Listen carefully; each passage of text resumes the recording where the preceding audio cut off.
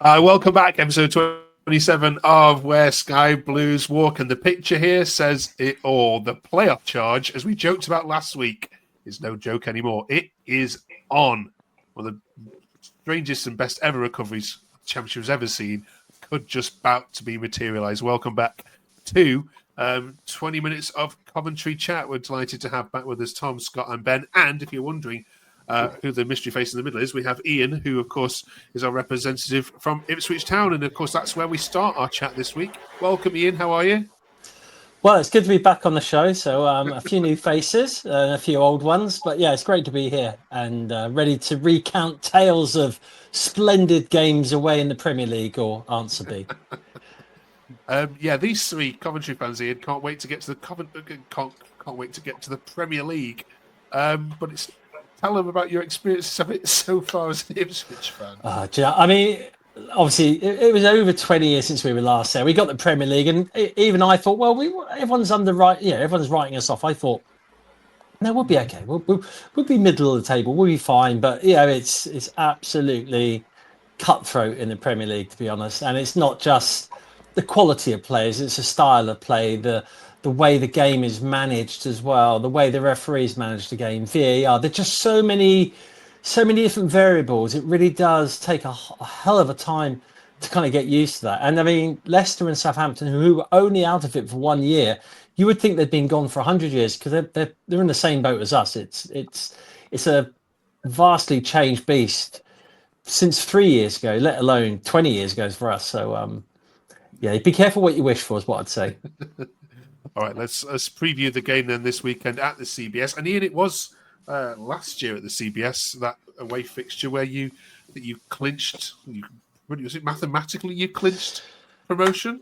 It wasn't even mathematically, but essentially, I don't think any bookie would have given you odds against us getting automatic promotion. We still had to turn over Huddersfield at Portman Road, but it was a hell of a game as well, with some fluke of a goal from Cameron Burgess, who kind of somehow knocked it through someone's legs, a scramble in the goal mouth, and it was an interesting evening. Okay, let's set to our commentary fronts. And Tom, given the run of form you're on, you could care less about beating Ipswich, could you, this weekend? Is it all now on the league? Yeah, I always say I'm a big fan of the FA Cup, and I am, but this season I'm not bothered anymore. The league's so much more important. I do think Ipswich will play quite a weak side, and that's because they want to stay up in the Prem. It's way more important. I respect that, fair enough. I don't think we'll play a fully strength team. Might see a few changes, but I don't think we're going for it this season. I'm not fussed about semi-finals at Wembley again. I want playoffs now. Ian, is McKenna likely to do some switcheroos here? Yeah, I mean, there'll be a change, but I mean, you'll all be acutely aware of the amount of money Ipswich has spent. So I think even with technically resting the first team 11, and if you can find somebody who knows what a first team 11 is, then you're a better man than me. But I think even resting the starting 11 in most people's books would see an array of players who would, they would grace the first team in any championship team. I think the plan last year was buy all the Championship's best players and then the odd straggler from the Premier League. So, anyone who was standing out last year in the Championship, we've got them in the squad somewhere. It doesn't mean they're going to be as good as they were last year, but yeah. Ben, what's your mindset going into this one in relation to what you've seen? Should he play the kids? Who should? Frank Lampard. Sorry. No, yeah. I think it's an opportunity for some of the players to make a case for the shirt. So I expect us to go into it wanting to win the game. We're at home. I mean, I'm going Saturday. I'm not expecting to win, but our lot seem to always up the game when it's a Premier League team, as you saw a couple of times last season. So I don't know. It's a cup game, so anything can happen, can't it? I mean, When was the last time Ipswich won a game? Chelsea at home. There we go. I thought you have win as well. I was only joking. That was a bite. Just don't start to lap and we'll be all right. Yeah, he won't be playing. I know that for sure. Yeah. God, if you kill our defence, he would. Scott, what about for you? Score prediction for this one? Genuinely, could you care less? Yes and no. I'm probably in between Tom and Ben, to be honest with you. I'm quite keen on the FA Cup, even though I wasn't the other week. But I think it's quite a good chance to play a Premiership side, see how we get on. We've got 2 tough games this week. I'm going to go for a 2-2 draw Saturday. I think it might be quite an interesting end-to-end game. There are players that we need to get some minutes into, so it might be a mixture of some of the more experienced players. If Mason Clark's back, he might get some time if he's fit, that is, to get on the pitch and get some time in his legs. But I think I'm probably more focused on the playoffs at the moment. Okay. What about yourself, Ian? How many have you sold? Is it a sellout? I think they were hoping to get more and more tickets. Last time I checked, they're taking everything they could get. We've got a pretty good away following, to be honest. No matter where it's been, they've always gone in numbers. I think it's the same with a lot of clubs who are challenged by their geographic position. You look at the Northeast; they always send big amounts. I think Norwich, like us, always send a lot away, and we all know Plymouth have a really good following as well. So there'll be good contingents of tractor boys there to support the club. Just hope that we can maybe try to get a result, because it's not guaranteed right now. Yeah. But no VAR, Ian. Well, no, I mean, if it had been at Portman Road, I think there is VAR if it's played at Portman Road, if your stadium's equipped for it. But I will not be overly fussed about having VAR, so that's quite happy. There's no VAR till the 5th round, is there? Thank God. No. Middlesbrough 1-0 up against Sunderland. Right. Right, Ian, we shall let you go and let these wax lyrical about Frank Lampard. Enjoy the game. Enjoy your trip to the CBS. Good luck, Ian. I'm sorry to say, looking forward to it. Looking forward to it. Yeah, we may see more of you this time next year. I think Coventry can feel themselves lucky that one player we didn't go for was Haji Wright, because I would have loved to have seen him in an Ipswich shirt as well. So there you go. I'll cry if he leaves. Right, cheers, Ian. All cheers, the best. everybody. Thanks very much. Thank you very much. To the right, you've ruined my evening now. Right, let's have a look at what's coming on. So, playoffs back on. We're going to talk about Matt Grimes signing off, February fixtures, and who's our January player of the month, or the unsung player of the month. And of course, we're going to finish off our worst ever Coventry side by putting in some midfielders. So stay towards the end of the video for that. Then, right, you lot. I couldn't push these two on it last week. Ben, you weren't here, so I'm going to come directly and ask you: are the playoffs genuinely back on? Absolutely, yeah. Absolutely. Yeah. That's more like it. No one's consistent in the league, and everyone loses games. I can't believe we're actually 3.4 points off the playoffs now after how bad we've been. It's unbelievable. Yeah. No one wants it, do they? No. Every team that's in 5th or 6th goes on and loses the next game. We'll look at your fixtures coming up in a second. Of the month, right, let's jump into the Swansea result, shall we, Scott? Talk to me about how impressive that was, and the goal of the season contender as well. Yeah, definitely. I know I was unsure about playoffs last week, Mark, but after Saturday, I think that was up with our performance against Luton. I think Luton was our best performance of the season, but that Saturday was very, very good for 85 minutes. I thought we were brilliant. Every single man on the pitch was superb. Another clean sheet, another 3 points.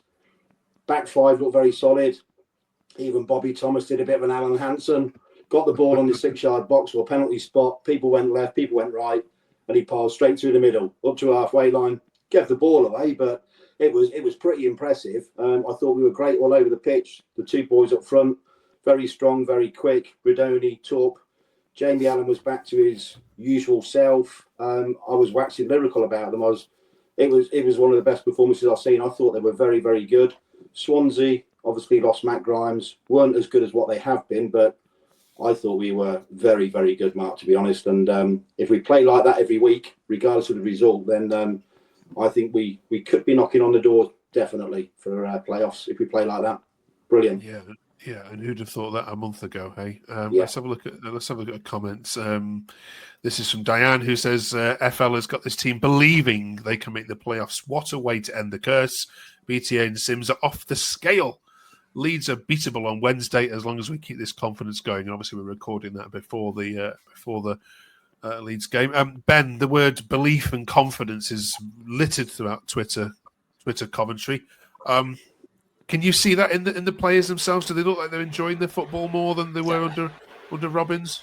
Well, if you was going to ask me about what I thought of the Swansea game, that was what I was going to say. The players are fighting for each other. They're fighting. It's like they're playing for Frank. And as sad as it sounds, it felt like at the end of Robbins' reign that they weren't playing. It was just like existing a bit.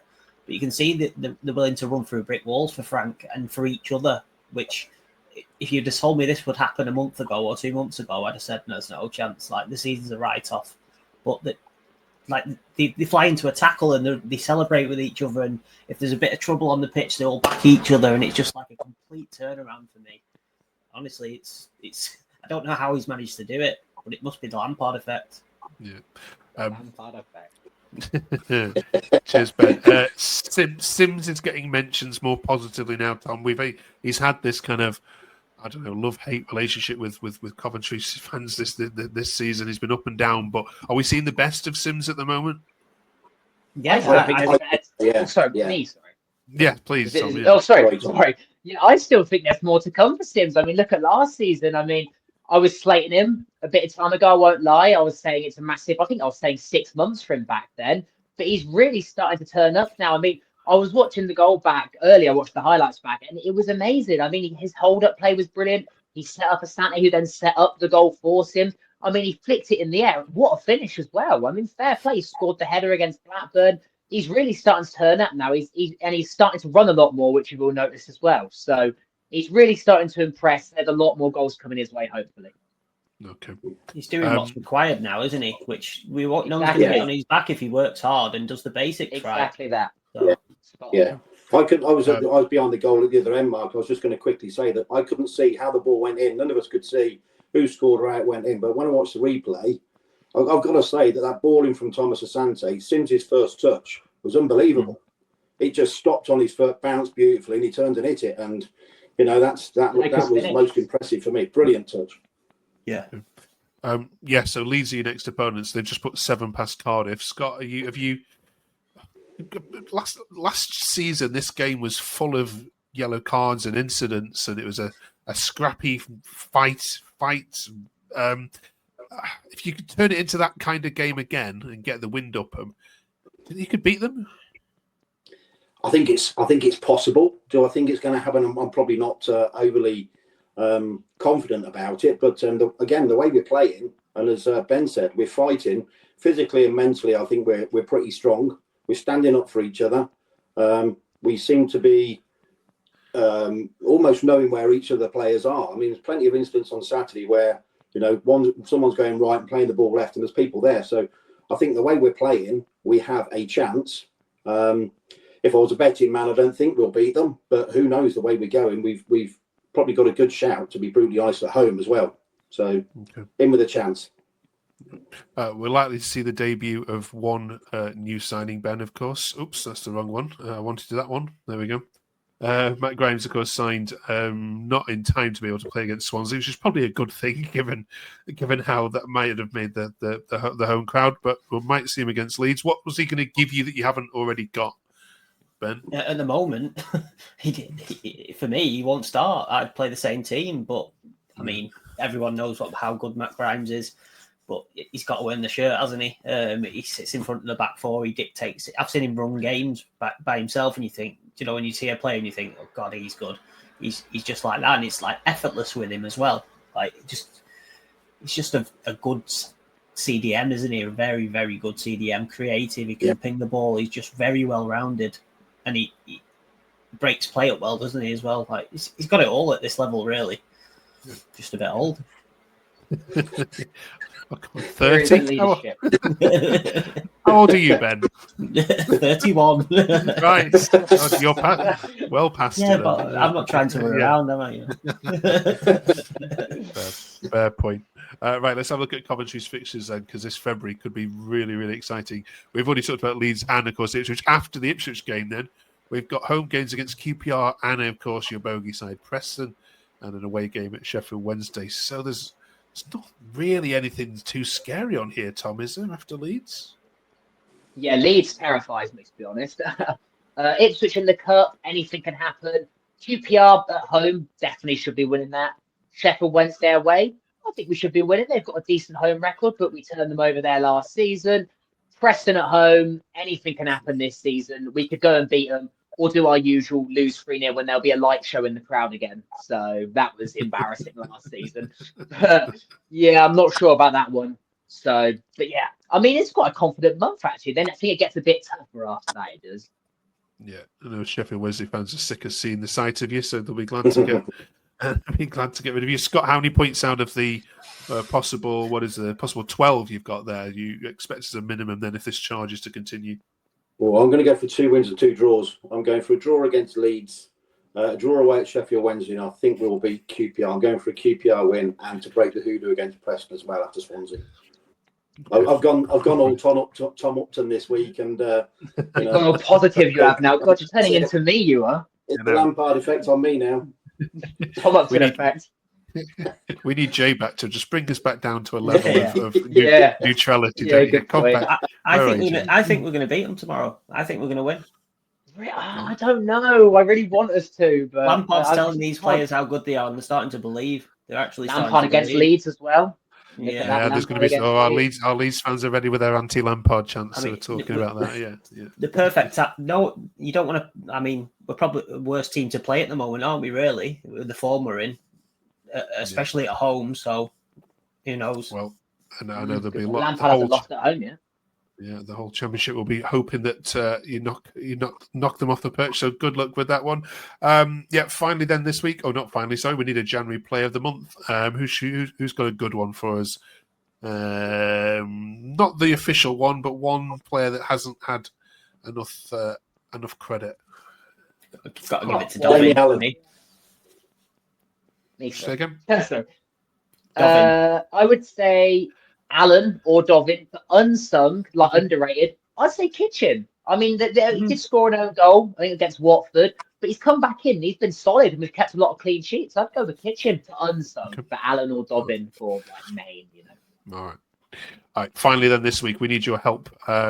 So, in the comments below, who is the worst midfielder that you've ever seen play for Coventry City? In the last 3 weeks, we've chosen the worst goalkeeper, the worst defence, and the worst striker. So now this whole team is ready to be put together. We just need a miserable midfield. One name each, and then we'll see if anyone's got a list. Ben, can you kick this off for us? Well, mine's a bit of a strange one, but mine actually is Craig Bellamy. Not because he's a bad player, but because he was absolutely dreadful for us. He came in for 6 million or whatever it was, and we thought, this guy's going to be the next Robbie Keane because we got him for a similar amount, and he came in and hit the ground running. And then Bellamy was just awful for us. He left and he slated the club in the pay, but so he just gets it for that for me. So he's going in for me. It's a decent shout. Scott? I've gone for Tim Sherwood.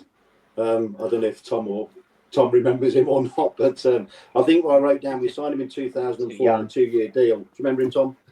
You might remember him. And, I was 2 years old. I was 2. It'd be really nice to get promotion. I think he signed a 2-year deal. He left after a year, and I think he spent most of the time somehow injured or doing TV punditry. And I don't think we hardly saw him really for that 12 months. He was off the pitch for one reason or another. It's just almost pointless. He was well paid as well at the time, and don't think he was overly popular at all after that 12 months. He was one of a few where he got one of a few that was overpaid and not doing anything that season. Okay. Good shout, Cease. Tom, can you add to this? Well, I've got 2, but I'll go with 1. Because, give us we need 2 more. Okay, fair enough. Marcel Hilsner, he didn't actually play a game. I think he was with us for a few seasons and didn't play a single game for us. So terrible. And also a recent one, I wouldn't say he was terrible, but in my opinion was so underwhelming, was Yasin Ayari. He was in last season. He didn't get enough game time. He's doing really well at Brighton now, but he was very overhyped when he came in and people were like, he's going to be brilliant. And then he was just really underwhelming for me, really. But he wasn't a terrible player. He just wasn't great. He was overhyped by us, though, weren't he? That's the thing. I was singing his praises when he came. I've never seen him kick the ball. Actually, I've got one. Matt Grimes hasn't even kicked a ball for him. Terrible player. Right. Let us know in the comments below if they've missed any. I can hear you all going, they've forgotten about such and such. Thank you, as you did last week as well for the defenders. Right, everyone, enjoy your